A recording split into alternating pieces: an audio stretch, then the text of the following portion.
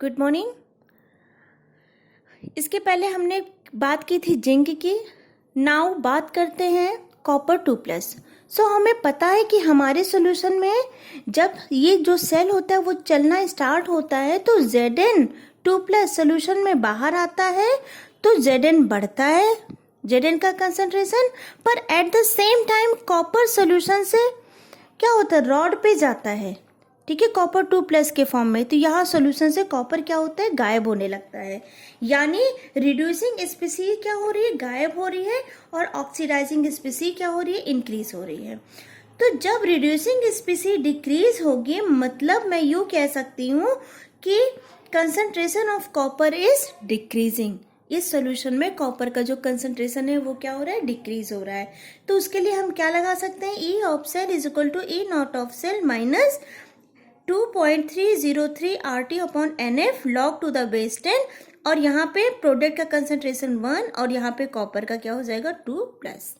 Okay, so when concentration of copper 2+ decreases, जब यहाँ पे कॉपर 2+ डिक्रीजेस होगा तो यहाँ पे ये 1 अपॉन कॉपर 2+ क्या होगा, इंक्रीज होगा। If concentration of copper 2+ decreasing and 1 upon copper 2+ is increasing, तो हम ये कह सकते हैं ये जो वैल्यू होगी लॉग की, ये क्या हो जाएगी, ये भी धीरे धीरे क्या हो जाएगी, इंक्रीज करेगी।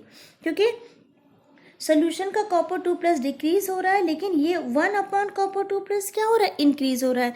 जब ये वैल्यू इंक्रीज होगी तो लॉग भी इंक्रीज होगा, और जब लॉग इंक्रीज होगा, ओके, मतलब हम ये कह सकते हैं कि ब्रैकेट के अंदर का सारा टर्म जब बढ़ेगा तो इसके और इसके बीच क्या होगा, डिफरेंस क्या होगा, कम होने लगेगा। जैसे मान लो ये कुछ भी मान लो, एक एग्जांपल बता रहे हैं, जैसे ये मान लो 4 है और ये क्या है, 1 है, ठीक है। तो धीरे धीरे हम इसकी वैल्यू क्या कर रहे हैं, बढ़ाते जा रहे हैं ना, इसका कंसंट्रेशन बढ़ रहा है। तो यहाँ ये तो 4 एज इट इज है, ये फिक्स है क्योंकि ये एट स्टैंडर्ड पोजिशन पे है। तो ये क्या हो रहा है, 2। फिर इसको हमने और बढ़ाया तो ये 2 से किस में कन्वर्ट हुआ, 3।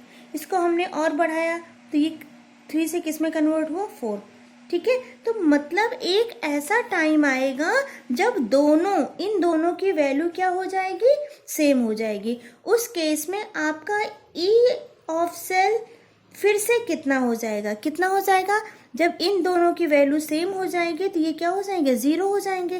तो हमारा ई ऑफ सेल क्या हो जाएगा, E of cell is equal to 0। तो यहाँ से एक कंक्लूजन मैं ये निकाल सकती हूँ कि जैसे जैसे कंसंट्रेशन ऑफ Zn बढ़ता है और कंसंट्रेशन ऑफ कॉपर 2+ कम होता है, तो मेरा सेल पोटेंशियल जो है वो धीरे धीरे कम होने लगता है, ऐसा हम बोल सकते हैं। ओके, क्योंकि E of cell is equal to E naught of cell minus something जो भी निकल के आ रहा है। Now this something is made up of Nernst equation, और अगर उस नर्स इक्वेशन को देखें तो क्या हो रहा है, उस नर्स इक्वेशन को हम ऐसे लिख दें, E of cell is equal to E naught of cell minus 2.303 RT upon NF log to the base 10, और इसका कंसंट्रेशन कितना था, Zn2+, और यहाँ पे कॉपर का किसका कंसंट्रेशन था, कॉपर 2+।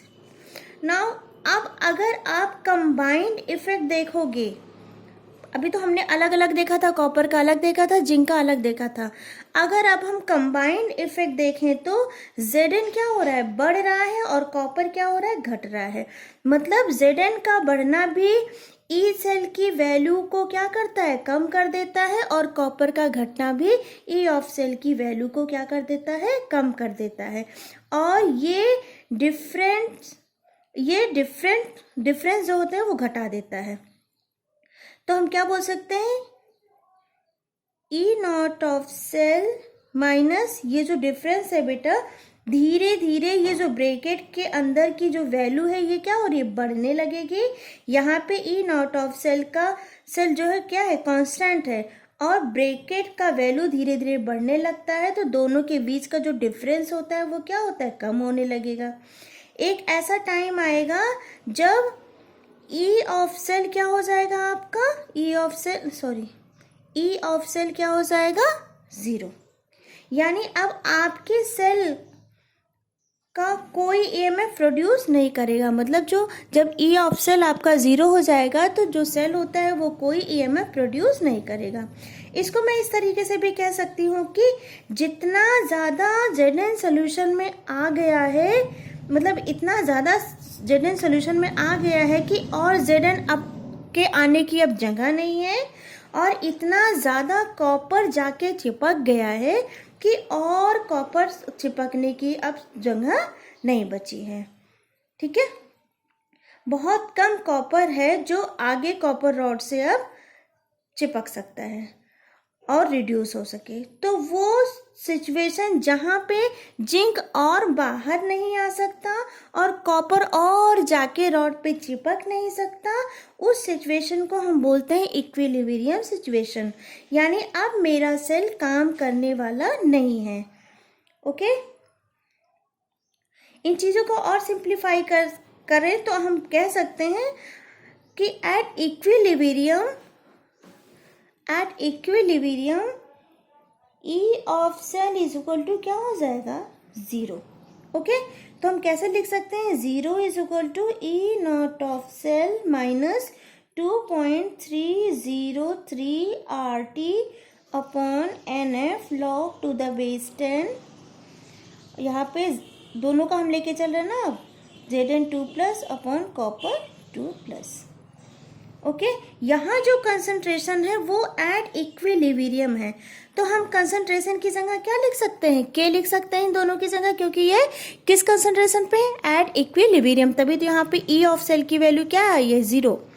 तो इन दोनों की जगह हम क्या लिख सकते हैं, के। तो इसको हम कैसे लिख सकते हैं, E of cell minus 2.303 RT upon NF log to the base 10। इसको क्या लिख सकते हैं, के। ओके, या फिर हम ऐसे भी लिख सकते हैं, के इज इक्वल टू क्या हो जाएगा, E naught of cell into NF upon 2.303 RT। ठीक है, और ये जो लॉग है इसको हम एंटी लॉग ले लेंगे, तो यहाँ पे हम लिख दे रहे हैं anti log. Okay, thank you.